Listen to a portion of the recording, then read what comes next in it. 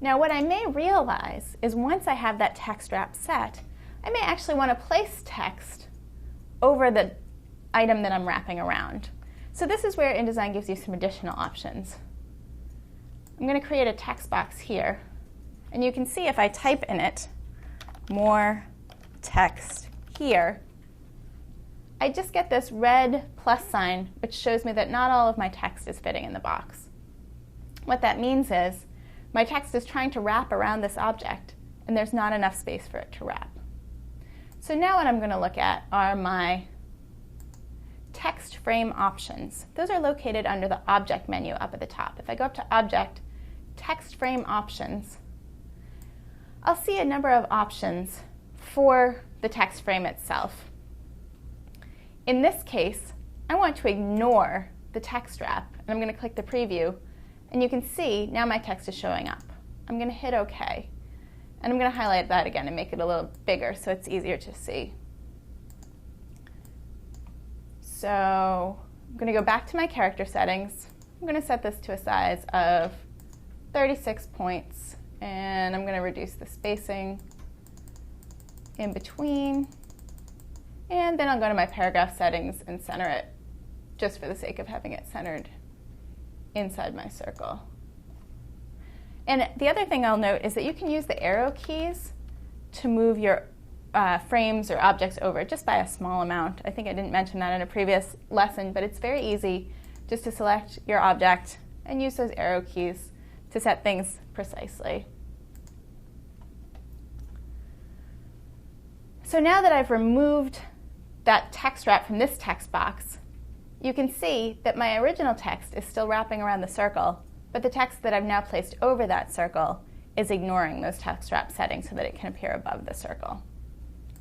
There are a couple of other things that I'll point out in those text frame options.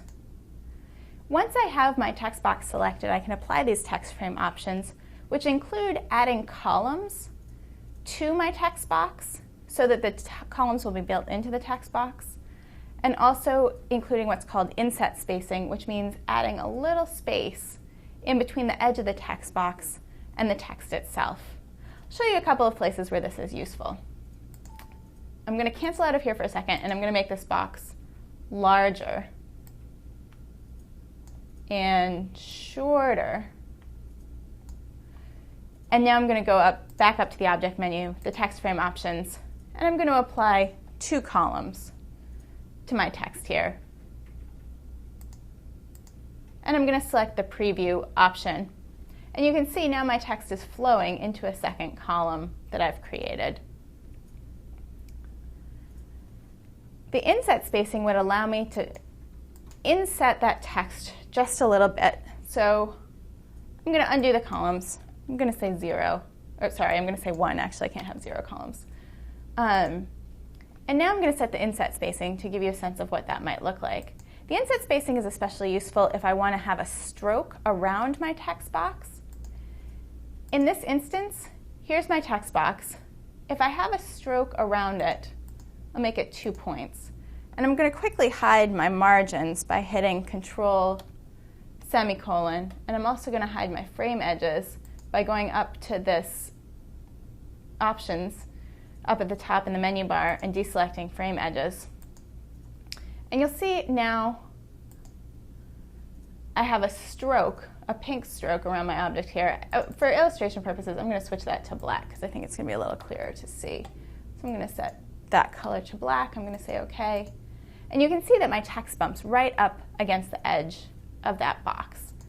So what I want to do now is I want to inset the text so that there's a little breathing room between the text and the box itself. So I go back up to Object, click on my text frame options, and now I'll add 0.15 inches of inset spacing.